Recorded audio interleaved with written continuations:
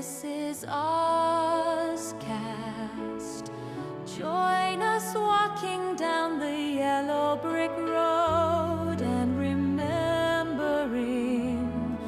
the Wizard of Oz and Judy Garland and other fun conversations about the world of Oz. This is OZCAST.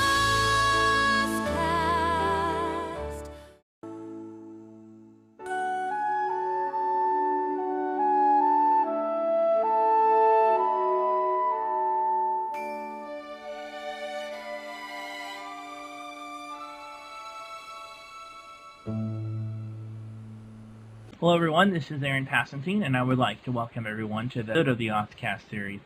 Today we have Anthony. How are you, Anthony? I'm fine. How are you? I'm doing good. Very nice to have you here today. Good to be here. Thank you very much. A new movie that's going to be coming out very soon on the life of Judy Garland, and I would appreciate you letting everyone know what you know about it and what you can mention. At this point, there's limited information out, but what we do know is that the Weinstein Company is producing a biopic on the life of Judy Garland based on the book called Get Happy, The Life of Judy Garland. And Anne Hathaway is starring this. The writer of the book is Gerald Clark, who also wrote the book Capote, which is an Oscar-winning film now with Philip Seymour Hoffman. And Anne Hathaway is a great actress. She was in The Princess Diaries, and she's another good film. She's a great actress, and a lot of fans are really excited to see this film. And it's coming out around 2010, I believe. Very interesting. Wow. So, obviously, I know we've discussed this before. I've discussed it with you. But obviously, you have seen The Life with Judy Garland, Me and My Shadows movie, and of course, now this movie's coming out in Judy Garland. Do you see anything that would maybe prohibit some of the fans being concerned, or anything concerning the other movie versus this one at all? Well, I'm not sure if this can answer the question, but a lot of fans are worried that Anne Hathaway is going to be singing with her own voice. And some people think that's a good thing, some people think that's a bad thing. Some people think it's a good thing because we've rarely heard Anne Hathaway's voice, her singing voice, and from what I hear, it's very good. But a lot of people just want to hear Judy Garland's actual voice. And I agree with that because, it's Judy Garland. Judy Garland had a very specific voice, a very beautiful voice, and it's not very easy to accomplish. But from what I hear, Anne Hathaway's been singing lessons at this point, so we'll see. But that's my biggest concern, and I think that's a lot of people's concern. Right. At this point. Yeah. Now, obviously, since you did see The Life with Judy Garland, Me and My Shadows movie, do you think that this new movie is going to be something similar to that, or do you personally think that it will be a completely different, take on her life story? Well, it's hard to say because, like you said before when I talked to you before, it's a different perspective. It's Lorna Love's perspective. Right. This is based on interviews and written documents, and so it may be a little bit different. And I'm interested to see it. And I really hope that they open up more on the Wizard of Oz, since I'm a Wizard of Oz fan. I hope so. I really hope they open up more on that, since Me and My Shadows, all we saw was about 10 minutes of the Wizard of Oz, and that was a shame. But I think that it will be a little different. And Anne Hathaway is young. I don't even know if she's in her 30s yet. Right. And Judy Davis, I love Judy Davis to death, but she was in her 40s, her mid to late 40s when she did Me and My Shadows, and I think that was it, because she was playing in her 20s, and I just didn't think that would work. That was my biggest complaint in the film. Right. Hathaway, so I thought that would be a bit different, but it's hard to say at this point, like you said. Right, I think so, and of course, we'll just kind of have to wait and see what happens, and I'm sure everyone's going to want to be, keeping up to date on it. And I know that as we do find out more information here on the show, Anthony, I know you'll be the one to want to mention it for everyone to hear. Yes. Yeah. Well, obviously, this year is the 70th anniversary of the Wizard of Oz movie, and so many fans are excited, and everyone all over is just very excited because the Blu-ray disc will be coming out finally of the Wizard of Oz later on this year, and of course, it will be releasing the DVD of the movie as well. And I know you're excited about that, so tell me, what are your thoughts on that, and especially it being the 70th anniversary, I know you're going to be wanting to attend some of the festivals too.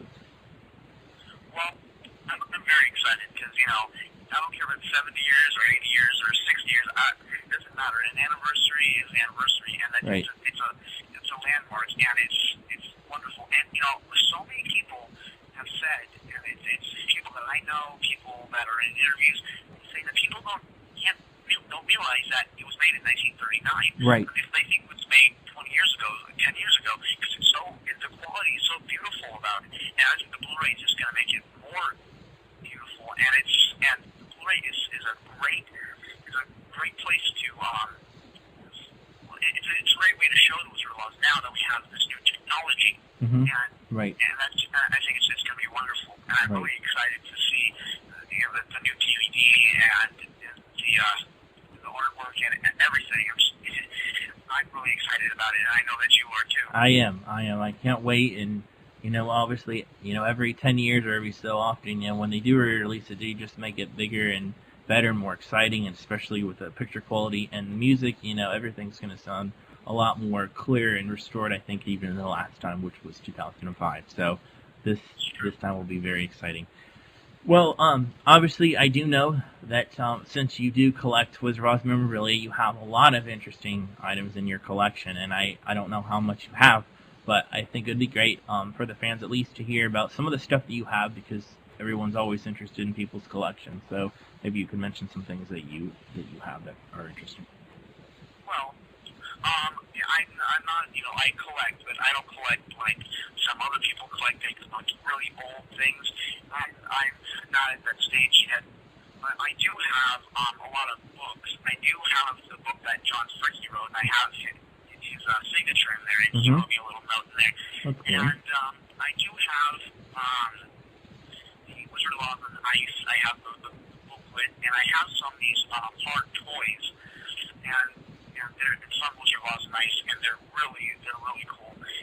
I have a lunchbox. I have some board games. I have some stuffed animals. I have the Polly Pocket little set Wizard of Oz, and my collection expands every year, and I get a few new things every year, and it's really exciting to add to the collection. That's great. Yeah. That's really good. Now, do you have the Wizard of Oz board game from the 1970s as one of the first ones that they did on the movie? I do not. Well, the board games that I do have are the 1960s. I have the Off to See the Wizard board game. Oh, wow. Which is based off the TV. Wizard programs that you know of, and yep. There was cartoons. I think Chuck Jones did the animation for it, and I love the artwork. The cartoon artwork is great.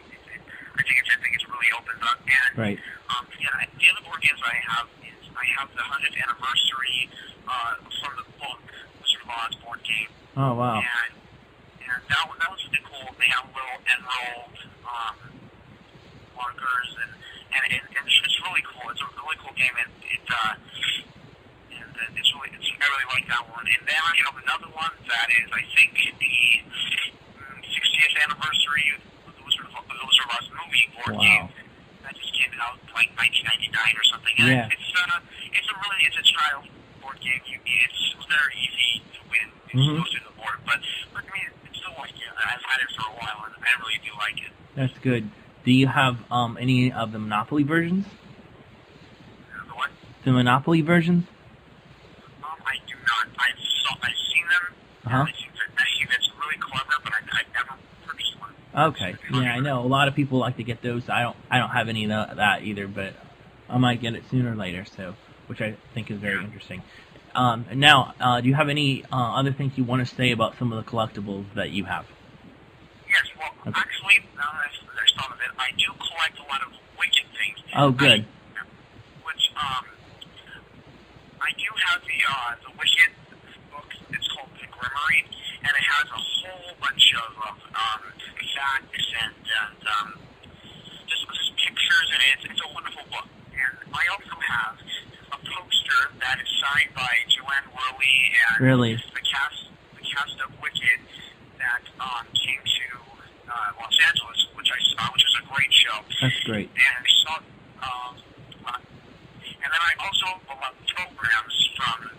They have a program with Carol Kane as Madame Warble, the one with Joanne Worley as Madame Warble, and I do have a very rare program for Wicked from when they came to San Francisco before they went to Broadway. It was Wow. prior to Broadway, and it's with Robert Morse as Wizard, which is very cool because it's hard to find.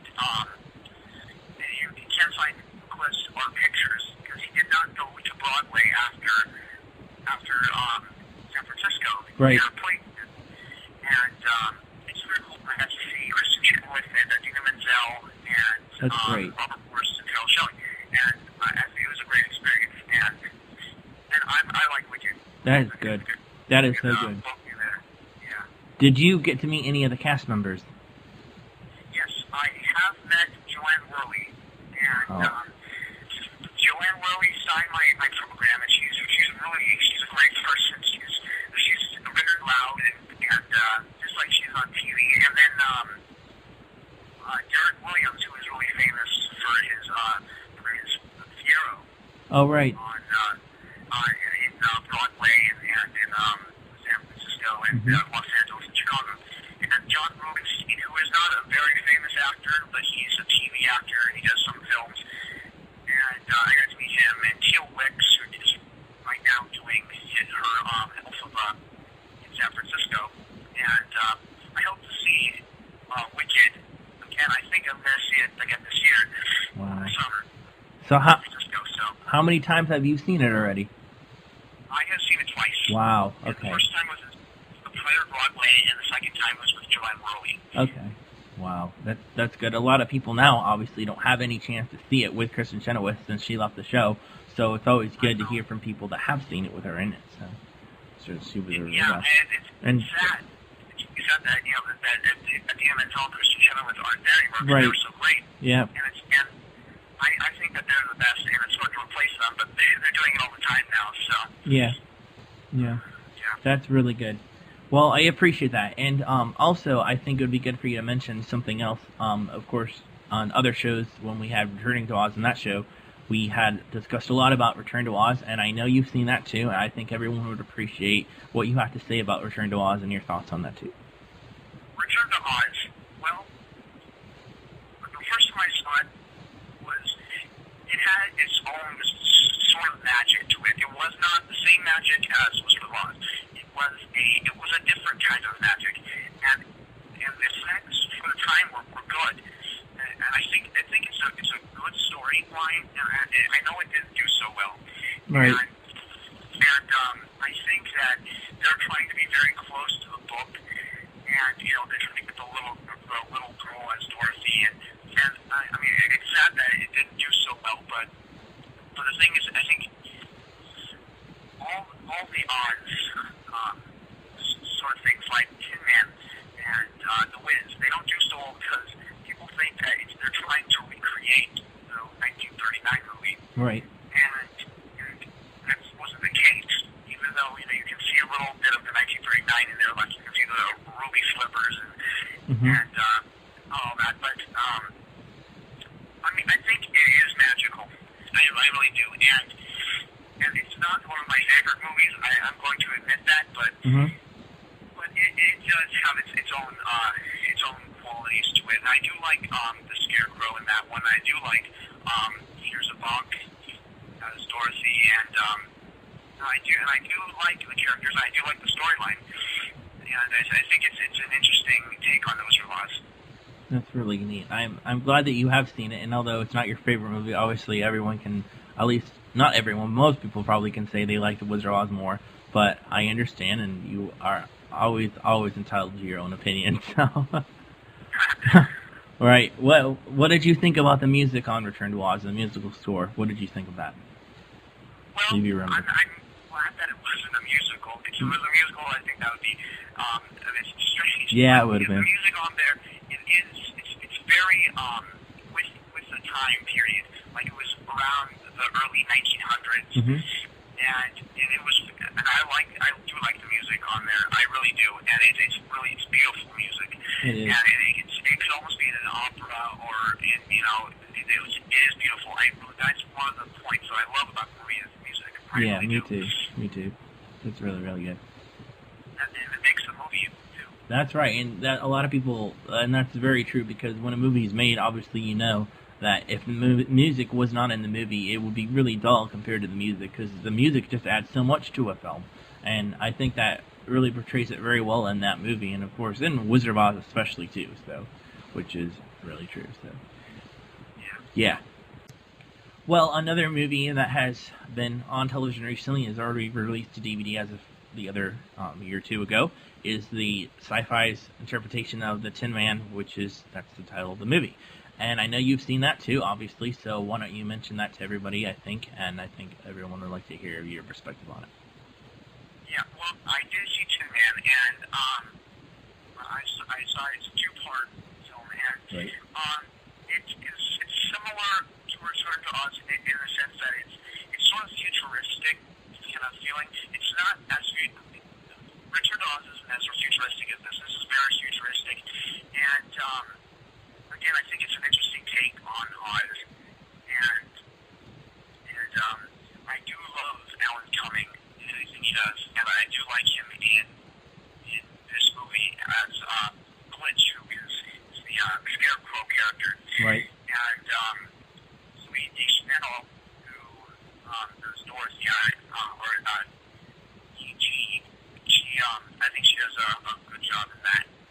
And it's an interesting take on it, like I said. And like it's the tag on it is an Oz for a new age. I think so. And it's very true. And it's true. It's an Oz for a new age. And because every 10 years or so, we get a new kind of Oz. We got the Return to Oz. We have the Wiz. We have Tin Man. We have Wicked. And because every iteration has a new feel to everything, and that's why I think that's the reason why they created Tin Man. I think that's the reason why they did Wicked and Return to Oz and the Wiz. I think so. That's really interesting, and I don't think anyone, that I've heard has ever thought of it like that before. That's a very interesting perspective that you have. Wow. Did you just realize that now, or you've probably realized that already, right? I've thought of it for a while, and it's true, and because people have a new sense of entertainment, and these like this is, I'm not gonna say it's completely violent, but people like nowadays they like the more actiony kind of things, and this is chock full of action and adventure. Before we end the show today, is about your age, and I think it's very interesting because you are not even 18 yet, and you were only 15 years old, and there are not many teenagers, even that I know of, that have as much knowledge as you do about the Wizard of Oz, and of course, you're not just giving out information that you've heard about, you actually know what you're talking about, and I would appreciate you maybe letting everybody know about that, and why you know this type of stuff. I started learning about Wizard of Oz.